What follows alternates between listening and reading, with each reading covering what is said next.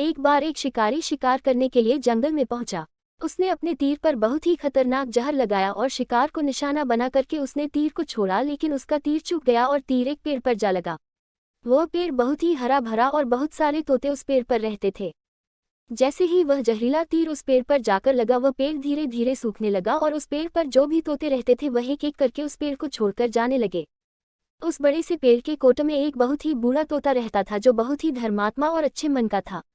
सभी तोते उस पेड़ को छोड़कर जाने लगे थे, लेकिन वह बूढ़ा तोता जाता था, दाना लेकर के आता और उसी कोटे में आ करके बैठ जाता था, परंतु उस पेड़ को छोड़ने को तैयार नहीं था। बूढ़े तोते के साथियों ने कई बार आकर के उसे समझाया कि यह पेड़ सूख रहा है और किसी दिन गिर भी जाएगा, चलो किसी और पेड़ पर चल कर रहा जाए, परंतु वह बूढ़ा तोता वहां से जाने को तैयार नहीं हो रहा था।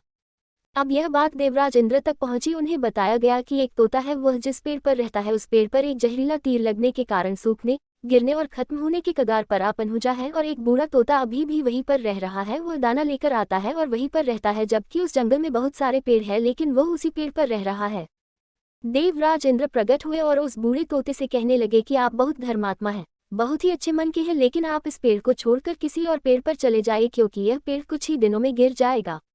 तालाब के पास में बहुत से बड़े बड़े हरे भरे पेड़ हैं, बड़े बड़े कोटे हैं, उन पेड़ों पर फल भी लगे हुए हैं, उन्हें वहीं पर तोड़कर खा सकते हैं, परंतु यहाँ से आप चले जाए। तोता बोला, माफ कीजिएगा, इस पेड़ ने मुझे जीवन दिया है, शिकारियों से मेरी रक्षा की है, हर मौश में मेरे साथ रहा है, ये कोट मेरा घर है, यहाँ मैं पला बड़ा हूँ, इस पेड़ को मैं छोड़कर कैसे जा सकता हूँ? इस पर संकट आया है तो क्या मैं इसे छोड़कर चला जाऊँ? मैं ऐसा कभी नहीं कर सकता। देवराज इंद्र तोते के इस बात से बहुत ही प्रसन्न हुए। उन्होंने तोते से कहा, मैं आपके इस बात से बहुत ही खुश हूँ, मांगो जो आपको मांगना हो।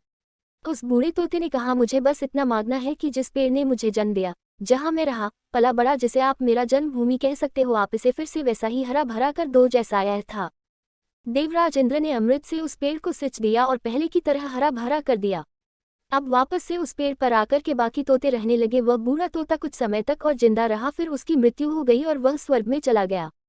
यह कहानी हमें सिखाती ये है कि जब भी किसी इंसान का बुरा दौर आता है तो इमोशनली वह टूटा हुआ होता है, उसे किसी के सहारे की जरूरत होती है, किसी की आवश्यकता होती है। अगर आप ऐसे समय में उसे छोड़कर चले जाएंगे, उससे बात नहीं करेंगे, मुंह मोड़ लेंगे, तो आपसे बुरा कोई नहीं है, क्योंकि आप किसी के सुख का साथी बने या ना बने, लेकिन आपको हमेशा किसी के दुख का साथी जरूर बनना चाहिए।